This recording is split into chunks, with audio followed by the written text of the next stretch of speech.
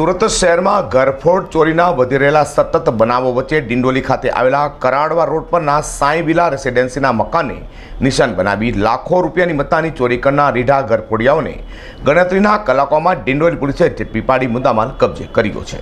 સુરતમાં ઘરફોડ ચોરોનો આતંક રોજે રોજ વધી રહ્યો છે ત્યારે ડિંડોલી વિસ્તારમાં ઘરફોડ ચોરીની ઘટના સામે આવી હતી। વાત એમ છે કે ડિંડોલી કરાડવા રોડ પર આવેલ સાંઈ વિલા રેસિડેન્સીમાં રહેતા ચંદનકુમાર સિંહના મકાનને નિશાન બનાવી ઘરનું લોક તોડી ઘરમાં ઘૂસી કબાટમાં મૂકેલ સોના ચાંદીના દાગીના તથા રોકડ રૂપિયા સહિત 5,72,000થી વધુની મત્તાની ચોરી કરી ભાગી રેઢાઓ ભાગી ગયા હોવાની ફરિયાદ નોંધાવતા તાત્કાલિક ડિંડોલી પોલીસે તપાસ હાથ ધરી ગણતરીના કલાકોમાં જ વેપારી ચંદનકુમાર સિંહના ઘરમાં હાથફેરો કરનારા રેઢાઓ सूरज उर्फे पप्पू उमाशंकर विश्वनाथ અને સાહુલ સાહબલાલ વિશ્વકર્માને ઝડપી પાડી તેઓ પાસે સોના ચાંદીના દાગીના તથા રોકડ રૂપિયા સહિત 5,52,000થી વધુની મત્તા કબજે કરી હતી।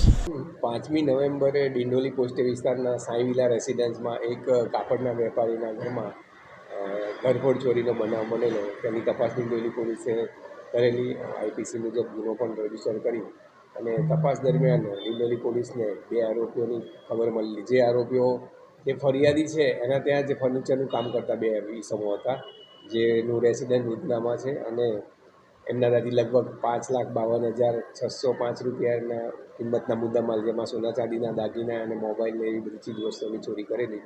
તો એ ગઈકાલે જ ડિંડોલી પોલીસે આ ટીમને સફળતા મળી છે અને તેઓએ બંને આરોપીને પકડી અને આનો ગુનાનો તમામ મુદ્દામાલ રિકવર કર્યો છે। 100% મુદ્દામાલ આ ગુનાના કામે રિકવર કરવામાં આવ્યો છે અને બંને આરોપીની અત્યારે પૂછપરછ ચાલુ છે। ડિંડોલી વિસ્તારમાં થયેલી લાખોની ઘરફોડ ચોરીને અંજામ આપનારા રેઢાઓને ગણતરીના કલાકોમાં ઝડપી પાડી ડિંડોલી પોલીસે સરાહનીય કામગીરી કરી છે।